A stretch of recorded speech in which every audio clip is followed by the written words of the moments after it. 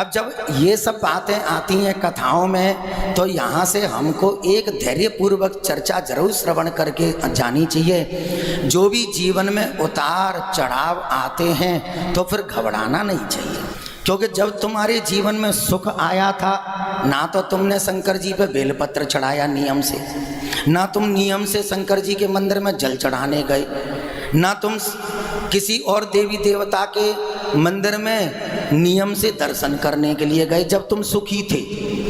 अब तुम दुखी हो गए तो नाना प्रकार के ज्योतिषाचार्यों पर, नाना प्रकार के तांत्रिकों की बातों में, नाना प्रकार के न जाने कैसे कैसे मंदिरों में वहाँ जा कर के हमारा भटकना चालू हो जाता है। ऐसा क्यों? ऐसा इसलिए क्योंकि अब हम दुखी हैं तो न जाने हम लोग कहाँ कहाँ भटकते हैं जिससे हमको सुख मिल जाए। नहीं, ऐसा कहीं है ही नहीं सकता। जब तुम्हारे जीवन में सुख आया तो ऐसे ही दुख भी आया। अब जब दुख जितने दिनों तक लिखा हुआ है भोगने के लिए, उतना तुम्हें भोगना ही पड़ेगा। उसमें ना कुछ बेलपत्र कर सकता है, ना तुम्हारे शंकर जी सहायता कर सकते हैं। शंकर जी तो तुम्हारे जीवन में उत्सव को महोत्सव बनाने की कला रखते हैं।